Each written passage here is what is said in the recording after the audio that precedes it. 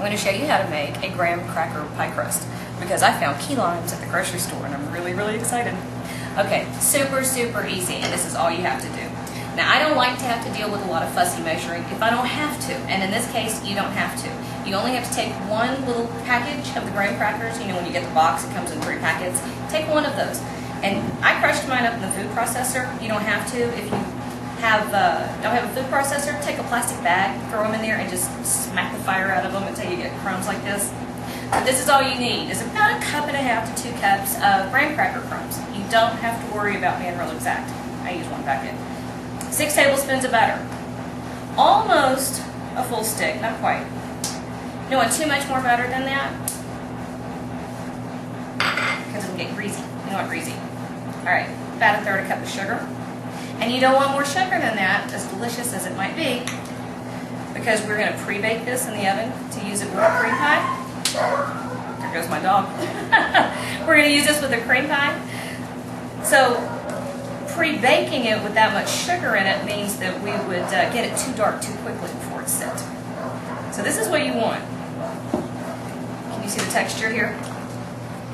Nice, big, fat, crumbly, and you know what? I swear, I'd make this stuff. Yeah. I have a friend of mine that makes brownies and never bake it off. They'll sit and watch movies and eat the brownie batter with a spoon. I think I could do that with this. So this is all there is to it. I mean, you mix it up and then you get a pie plate. I think this one's 9-inch pie plate. I'm not sure. This is my chicken pot pie plate. So it's a little deeper. And then you just press it in. And this is it. Well, that better be somebody bringing me a present if he's working like that.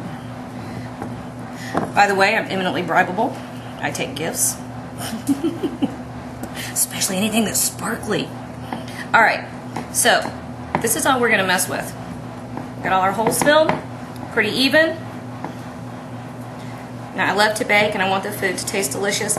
I like it to look good, but I'll tell you this right now, I am not a decorator of any kind, so if you're looking for the most beautiful pies, you're not going to get them. But you're going to get the most delicious, which I think is better. Okay, so I've got a 350-degree oven.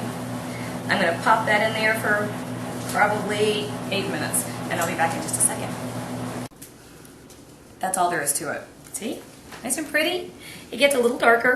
I only gave it about 8 minutes. And the thing is, if you want to, you can take the time to make your edges all even. But this is what, you may not realize if they're not even. Nobody knows when you take cook's prerogative. Alright, this one's getting a filling of key lime. So we'll be back in a minute.